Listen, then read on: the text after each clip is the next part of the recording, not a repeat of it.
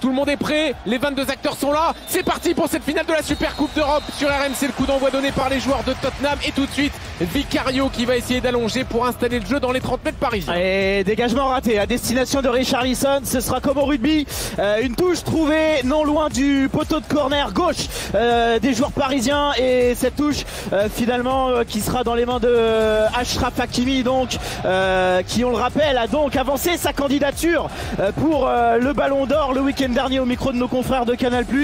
Dembélé qui rate complètement son contrôle. Ballon récupéré par Richarlison. Kudus qui va vers l'avant. Il a l'appel de Richarlison. Kudus qui va le servir et il s'est fait. Richarlison face à Pacho. La frappe de Richarlison. Oh, la parade de Chevalier. La parade de Lucas Chevalier. La première avec le maillot du PSG pour l'ancien gardien de Lille, l'international français. La claquette au-dessus de la barre. La tentative de Richarlison est peut-être un peu contrée après cette perte de balle terrible de Dembélé. Ça va donner un corner. Mais premier arrêt sur sa ligne de Lucas Chevalier. Il la sort bien, Kevin, hein, parce qu'il était un petit peu avancé. En plus, Lucas Chevalier, heureusement qu'il ne s'est pas piqué. La bonne claquette du nouveau gardien parisien. Corner à venir. Il va chercher deuxième poteau. Vicario, la remise de la tête d'Esper. Attention, il y a un petit décalage. Et la frappe, oh l'arrêt de Chevalier, la frappe à l'ul. La frappe à l'ul pour Tottenham.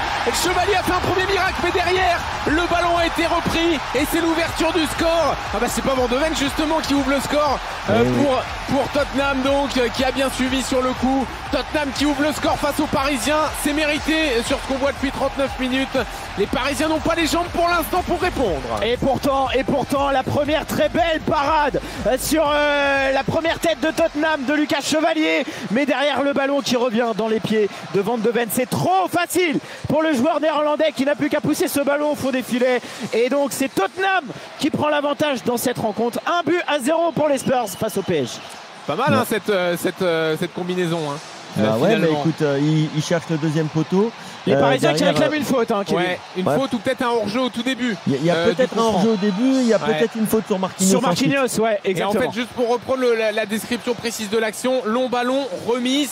Derrière, il y a un petit cafouillage entre Marquinhos et Van de Ven. Ballon récupéré par Palhinha. C'est lui, Palhinha, qui reprend. Il y a arrêt à la fois de Chevalier, ballon qui touche la barre. Et derrière, le ballon revient dans les 6 mètres.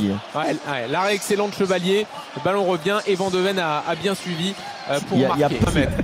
Voilà, c'est Porro qui est au ballon avec son pied droit et là on a un essaim de joueurs de Tottenham dans la surface de réparation du PSG. C'est parti pour Porro, deuxième poteau. Il est pris de la tête, l'arrêt Chevalier, le but.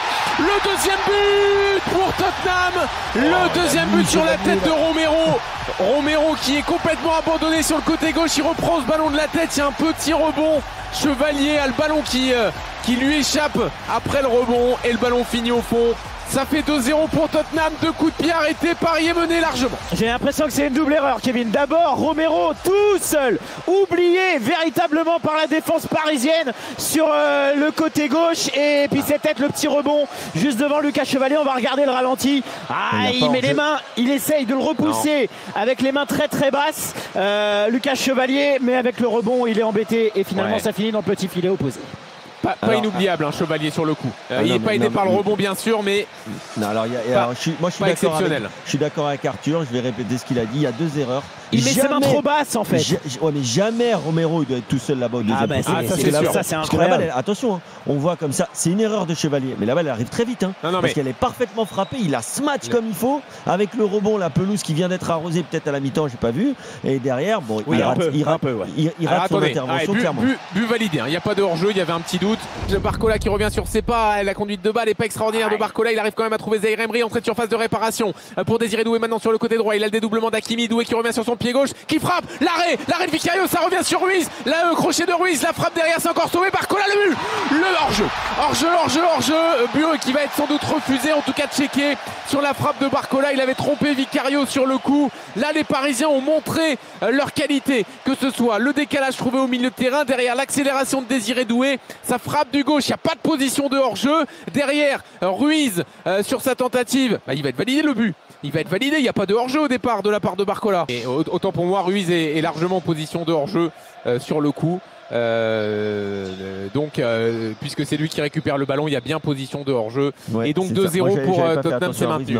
On essaie de développer cette attaque côté parisien, de mettre un peu de rythme. C'est peut-être Dembélé qui va servir d'accélérateur sur le côté droit face à Spence. Le centre de Dembélé, il est bon vers Ramos, mais dégagement d'un joueur de Tottenham, c'est pas fini. Kanginli, la frappe de Kanginli, le but parisien, 2-1 pour Tottenham. Le but de Kanginli, elle est belle cette frappe croisée avec son pied gauche. L'international coréen qui arrive à bien croiser sa frappe et à battre Vicario. Ça fait 2-1 pour le PSG et il reste à mon avis 6 minutes dans le temps réglementaire de cette rencontre pour peut-être aller s'offrir une séance de tir au but. Et là le suspense s'est relancé et Dembélé qui met la pression sur l'arbitre, Monsieur Pinero, qui fait signaler. Allez, on continue, on ne joue pas la montre, on enchaîne. Et d'ailleurs, voilà, le coup d'envoi qui est redonné rapidement par les joueurs de Tottenham, les Parisiens qui se remettent à y croire dans cette rencontre. Ouais, Kanginli. Là c'est l'invité surprise pour relancer la rencontre, qui a été mis complètement au placard les 6 derniers mois derniers par Luis Enrique, et là qui revient lancer le match. Avec Hakimi qui va finalement revenir avec Kanginli, la tentative de centre, c'est contré.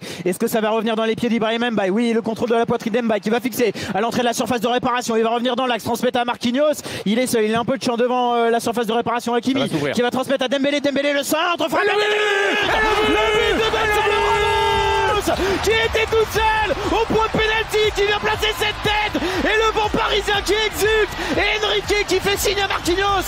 Tu vois qu'il y avait des différences à faire sur ce côté droit, et le but de Gonzalo Ramos qui vient fêter avec tous ses coéquipiers sur le poteau de corner droit. Les Parisiens qui au bout du suspense réussissent à revenir. 2 buts partout entre Paris et Tottenham. Ils l'ont fait, les Parisiens, ils l'ont fait. Ils n'ont pas de jambes, ils n'ont pas de préparation, ils ont plein d'imperfections, mais ils l'ont fait. Ils ont réussi à remonter ces 2 buts face à Tottenham avec la patience, avec le style de jeu Luis Enrique. Sur ce deuxième but, il y a eu un enchaînement de passes, peut-être une vingtaine de passes avant de trouver ce petit décalage. Le centre excellent de Dembélé, la tête de Gonzalo Ramos. Il n'y a pas de position de hors-jeu de Dembélé sur le dédoublement. Et il y a un vrai geste de numéro 9 de Gonzalo Ramos pour finir, Kevin. Ah, il est magnifique le but, le petit décalage des 2 prétendants au ballon d'or, là, Hakimi pour Dembélé, le centre fort devant le but et la joie de Chevalier qui fait plaisir à voir. Quelle belle tête de Gonzalo Ramos. Le buteur de Tottenham, le premier buteur, Van de Ven avec son pied gauche désormais, et il est décidé face à Lucas Chevalier. On change donc la course d'élan, le gaucher maintenant qui respire une dernière fois, qui prend son élan, c'est parti, et l'arrêt de Chevalier, le voilà, le point serré derrière, il est encore parti du bon côté évidemment puisqu'il fait l'arrêt, et derrière il arrive à repousser cette balle. Ça fait donc possiblement une égalité si Ousmane Dembélé arrive à mettre le sien. Kanginli qui va prendre sa course d'élan face à Vicario pour permettre aux Parisiens de confirmer leur avance. C'est parti pour Kanginli et c'est au fond, petit filet gauche. Paris qui reste devant et attention, la pression est maintenant sur les épaules de Tottenham, messieurs. C'est parti pour Nuno Mendes. Est-ce que Paris va réussir à remporter cette super coupe d'Europe? Mendes face à Vicario, c'est parti et le but. Paris remporte un trophée de plus en 2025. La joie des joueurs parisiens, le but de Nuno Mendes, et c'est tout Paris qui exulte. On avait des doutes en début de rencontre, Paris menait 2-0, Paris qui a fini par égaliser au bout du suspense. Paris a toujours sa bonne étoile, Paris remporte la super coupe d'Europe face à Tottenham. Ils l'ont fait les Parisiens, ils célèbrent ça comme un véritable titre, conséquence de leur bonne saison dernière. Et ça continue, même sans jambes, même sans préparation, et Paris a réussi à aller la chercher celle-là grâce à un match renversant, et là ils sont tous en train de célébrer ça. Il y a des images qui rappellent Munich là, même si c'est pas la même compétition, bien sûr, c'est pas la même difficulté à remporter, mais en tout cas la façon d'aller célébrer avec les ultras parisiens, celle-là elle est la même. Un titre reste un titre, ça fait 4 titres pour les Parisiens sur cette année 2025.